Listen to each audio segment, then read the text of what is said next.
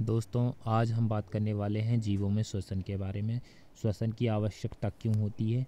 दोस्तों, श्वसन हमें जब हम सांस को अंदर लेते हैं और बाहर छोड़ते हैं, इस दौरान हमें ऑक्सीजन ऊर्जा उत्पन्न कराने में मदद करती है और उसी चैप्टर को हम इसमें जानेंगे कि वह किस तरह से होती है।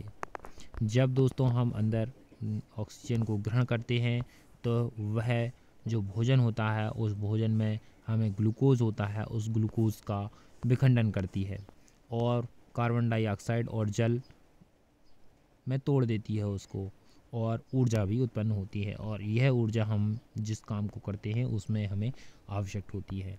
तो दोस्तों, श्वसन दो प्रकार के होते हैं। एक तो वायवीय श्वसन होता है और दूसरा अवायवीय श्वसन होता है। जब ऑक्सीजन की उपस्थिति में भोजन का विखंडन होता है तो उसे हम वायवीय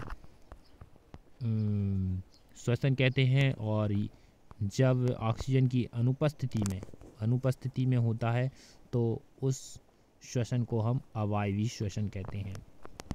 ठीक है दोस्तों, ये देख रहे हैं आप, ग्लूकोज ऑक्सीजन की उपस्थिति में कार्बन डाइऑक्साइड और जल में तोड़ देता है और ऊर्जा भी मुक्त करता है। अब हम आपको एक बात बताने वाले हैं कि जब हम कठिन कार्य करते हैं तो हमारे शरीर में ऐंठन होने लगती है।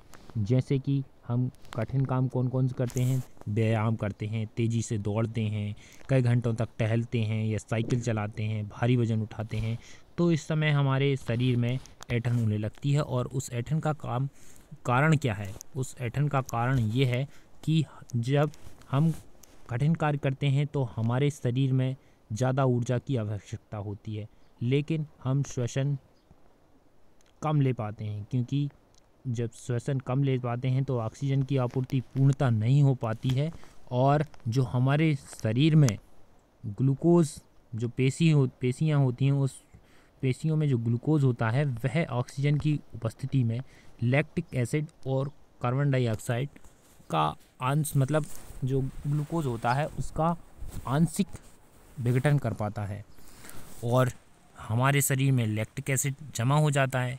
और यही लैक्टिक एसिड जब जमा होता है तो ऐंठन बन जाता है, और इस ऐंठन को दूर करने के लिए हम या तो गर्म पानी से नहाते हैं या शरीर में मालिश कराते हैं, या मालिश करवाते हैं, और इससे ऐंठन में आराम मिलता है। ऐसा क्यों होता है कि शरीर में आराम मिलने लगता है?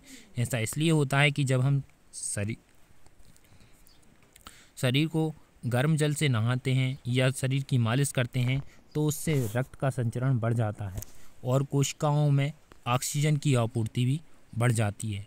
ऑक्सीजन की आपूर्ति बढ़ जाने के कारण लैक्टिक एसिड का कार्बन डाइऑक्साइड और जल में पूर्णतः विखंडन होने लगता है और हमें ऐंठन से आराम मिलता है।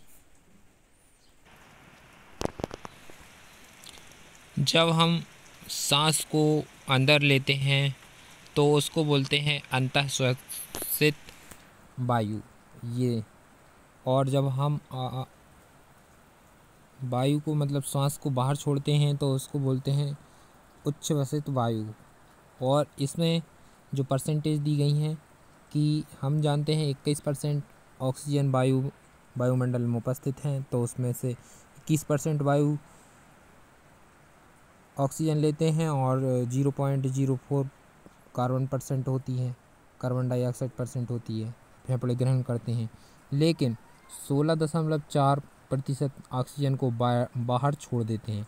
केवल हम 3.6% ऑक्सीजन को उपयोग में लेते हैं, और जो कार्बन डाइऑक्साइड जो फेफड़े छोड़ते हैं उसमें 4.4% कार्बन डाइऑक्साइड होती है।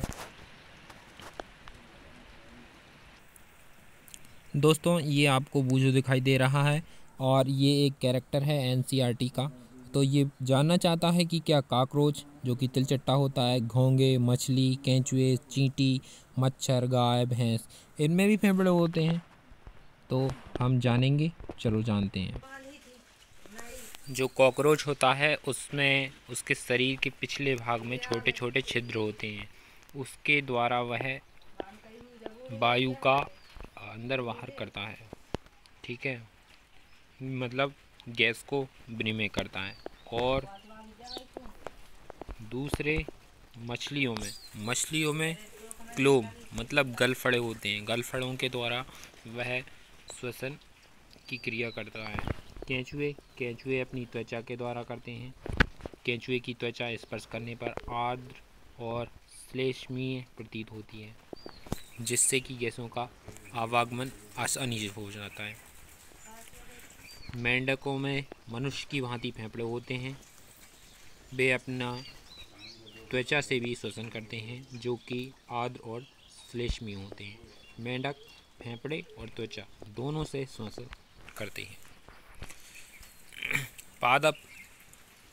पादप मतलब पेड़ पौधे कैसे करते हैं? पादपों में पत्तियां, तने और उनकी जड़ें, तीनों जितने भी पादप के अंग होते हैं, सभी अंग श्वसन की क्रिया में ऑक्सीजन को ग्रहण करते हैं। कैसे? पत्तियों